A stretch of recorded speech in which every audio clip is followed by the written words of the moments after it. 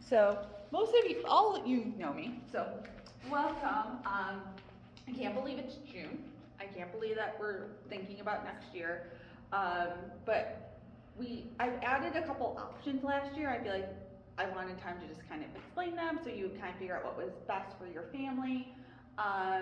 So we're just going to go over options, a little bit about the two different types of formation, a little bit about the sacraments. Also this year I'm very excited. This has been on my to-do list for a while. We're going to start having some youth ministry events for middle schoolers and high schoolers. That's been one of my goals this year. They're outside formation time. That can be a little bit more faith building, prayer, experiential, if you will. And then a little bit of volunteers, dates, and then we'll be done. First though, prayer. So we'll just begin in the name of the Father, and the Son, Holy Spirit. Dear Lord, thank you for bringing us together today. We ask for your wisdom and guidance as we discuss the needs of our children. Help us to communicate openly, listen with understanding, and work as a team to create the best possible environment for them to learn and grow. Amen. Okay. So I feel like if you have been around me, you kind of know how I view ministry and kind of the mission of formation for families, which is really for them to have a chance to grow to know Jesus better, for them to understand what the church teaches, and then really also though having those abilities to have peer moments, to have and also just connection to the parish and what that kind of looks like. And so that's kind of how I view formation overall. It's the goal at the end of the year is to try to accomplish these things for families. So this year we started, and I feel like it was kind of slipped in, but 2 different options for faith formation. We'll continue those next year. So the first one's in person. So it's twice a month, Sunday mornings between the 2 masses. So that will continue classroom style. And that's for pre-K through 7th grade, and then also for that age range, family-based. So we use the same materials for both, which are the Gospel Weekly, but in the case of the family-based, it's really meant for people who maybe have a ton of sports on Sunday mornings, or have to travel a lot, or that bi-weekly model just isn't going to work for them. So you do activities at home with your kids. We have a check-in that I do. And then there's a monthly gathering, which is Sunday evenings from 5:30 to 7, and we do a potluck meal for the first part of that. And then do activities to reinforce whatever are the lessons. For both of these, we use something called Flam Gospel Weekly. I really like this program because it's liturgy based. So they hear the gospel that's going to be that weekend also, so it reinforces what they're hearing at Mass with what they're hearing in the classroom, to connect the 2 together. Because I always am amazed sometimes, I'll get confirmation kids who are oh, all that stuff at Mass is from the Bible. I'm yes. It's broken up differently, and there's a whole reason why we put what we do together, but yes. I also always love, now not so much, but for a long time, I had families who still had the idea Catholics don't read the Bible. I'm no, you yes, please do, as a family. So I like that, how it connects those 2 together, and then it ties in the seasons and all that, which I'm really big on, trying to get them to know what green is, what purple is, what all the colors are, because we have kind of that rhythm to the year for the church.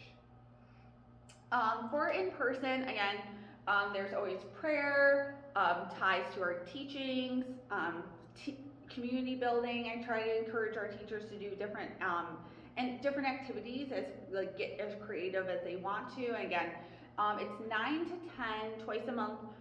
I try to, as much as possible, keep it the 1st and 3rd. You'll see February doesn't work out that way because of breaks and stuff. So they shift, but it's twice a month.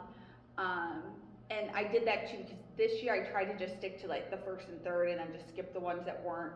But then we had snow days, and then life happened. So trying to get in a little bit more classes, but keep it as consistent as I can for you guys, because I know you already have enough on your plates. This schedule can be a lot too. And then I said, family-based. What the kids complete are their Flam Gospel Weeklies at home, and then there's a parent sheet. I also say, like, for any of this, like, in person, family based, you always have the Miss Vicky card. You can always use the Miss Vicky card. If your kid ever asks you something, you're like, I do not know that. You can be like, let's email Miss Vicky and let's ask her. Or also, you can always use the Father Brian card because he loves that kind of stuff. Like, why don't we ask Father Brian that after Mass? And he, like, adores that. So he would be more than happy to do that. And then we just have a potluck meal. So we ask like 2 or 3 families to sign up to bring something for those gathered sessions. Any questions so far? Okay, First Communion and First Reconciliation. If you have anyone who falls into this category, usually 2nd grade, but if you do have an older child who has, life, COVID, I mean, like all the things that happened recently that still need their sacraments, let me know, because I can do like catch-up work or more like age-appropriate work depending on their age to understand the sacrament. And then either program option you can do First Communion, First Reconciliation with.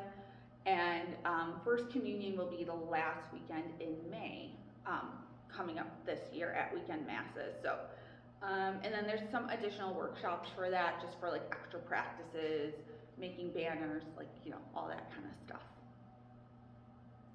And then confirmation, woohoo! I love confirmation. It's one of my favorite sacraments to teach.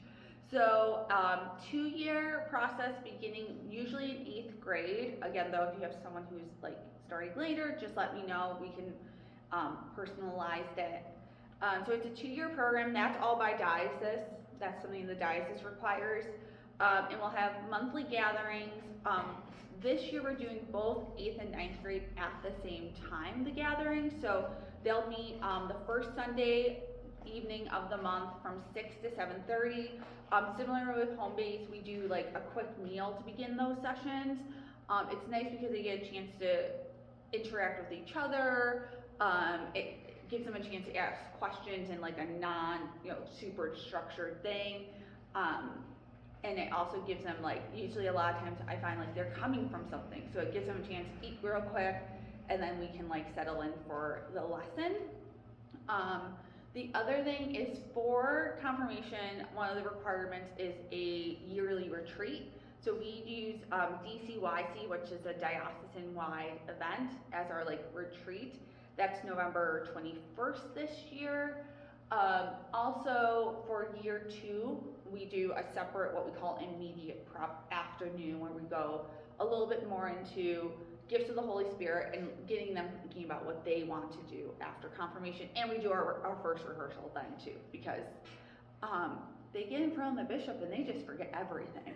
I'm just like, these are your words, get up there. And they're like, no. It's funny, but it happens at least to one of them every single year. It's usually my most talkative one, where I'm like, now you go quiet on me. And I work really hard. One of the things for confirmation, they will have stuff to do in between, like chapters to read. We use something called the Catholic Faith Handbook from St. Mary's Press for that program. And so they'll have stuff to read in between, but I do like more active learning. There's usually small group discussions included, that kind of thing.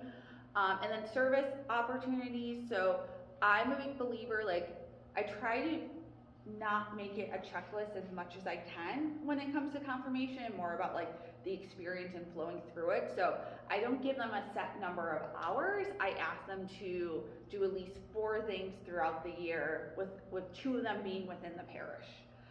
So 2 others can be outside, but again, trying to build them as part of the community of the church. So that's kind of confirmation. Any questions on sacraments? Youth ministry, this is something I'm excited about. So we're working on a grant right now to get a youth room. I'm super excited. So when I started in ministry, I did high school youth ministry. That was like my first love, if you will. So for this year, until the room's completed, we're gonna just offer some like social gatherings throughout the year. I'm still working on the dates for those. So if you have, obviously if you're in 6th through ninth graders, they'll already be on the registration form because they're in the program already. But if you have older kids that you think might wanna pop in, add them to the form, and as we add things to the calendar, I'll reach out with like what offerings we're having. But I'm super excited about adding some more in for just that post-communion confirmation age.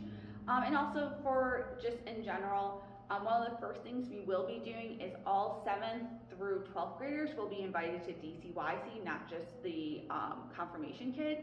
Because of all things, a couple of them were like, you know what I really liked? I liked that retreat in one on, and I wish I could go on it again. And I was like, you can actually, yes, please come. And it's also nice because one of the things I'm hoping in confirmation in the next few years is to build like a mentorship where we can have older teens helping with confirmation and kind of like being mentors in faith to them. So this is kind of like my first step towards that, that I'm really excited about. And then of course, on the forums are all the fees and stuff, but if at all any of the fees are an issue, just reach out to me. Or if you know a family who's like, I haven't signed up or I'm not gonna sign up, just tell them to reach out to me. Also, as you see families, I'm a big believer, I want families to come no matter what. So even if it's October or November and they're like, oh, I never did that, tell them to call me because I will figure out a way to get them into the program always. I'd rather them be here at least some of the time than, you know, not engage at all because of circumstances. And then, of course, volunteer opportunities. So we're always looking for people to help. So if you're interested, the other thing we're adding into, hopefully, is going to be a monthly coffee hour in between the masses. So that's another like kind of like special event / like hospitality way to help. But those are the different roles. I will say subs are always lovely. So if you're like, I can't commit to every week, but I love to be on the sub list, that's wonderful. And then yeah, special event help is always, you know, actually I will, if you have the time, I will figure out a way, something you can do to help. And then the only thing obviously for like catechist roles is you have to be CASE trained, safe environment trained. I still do this, Rochester calls it CASE. Every diocese has their own name for this training. The good news is I am now the facilitator to do the training. So we'll have it offered here a lot more in the coming months because I can just hop in and do the training whenever. So that hopefully will make that barrier a little easier because I do know that's one of the things that's really difficult is finding one of those trainings to go to. And then yeah, important dates. I'm asking for registrations to be in by September 1st, but as you know, like I will take them whenever. First session will be September 20th. November 21st, like I said, is confirmation retreat. Reconciliation usually is in like January or February. We have a little bit more wiggle room about like when we feel like they're ready for that one. But once we kind of like get into the year, I'll have that date more solid. And then First Communion weekend will be May 22nd and 23rd, which is like the weekend right before Memorial Day. Other than that, special events. So on the back of the letter, you'll see there's a list of all class dates and all special events that have dates so far. The big ones coming up are, we have the 175th, which is a, for the church. And that will be, there'll be like a big celebration for that. Is that for this church? Yes. That's crazy. It's yeah. My old church was we celebrated the 40th, and that was a big deal. And so like this is, so the bishop's coming to say mass, and I think we're doing some type of like appetizer. I'm not on that planning committee. I was like, just tell me where you need me to be the day of, please. And we're also going to still do the chicken barbecue later in that month. In October, we'll do the blessing of the pets again. Hopefully my cats actually make it. They were misbehaving last year, and my husband was like, yeah, no. I'm like, clearly they needed the blessing, clearly, with how they behave sometimes. We're bringing back an Oktoberfest, which apparently used to happen, and a couple people were very excited about that. Trunk or treats coming back. We're going to do a Thanksgiving food collection again this year. St. Nick's Day, Christmas pageant. A new one is gingerbread house and card making.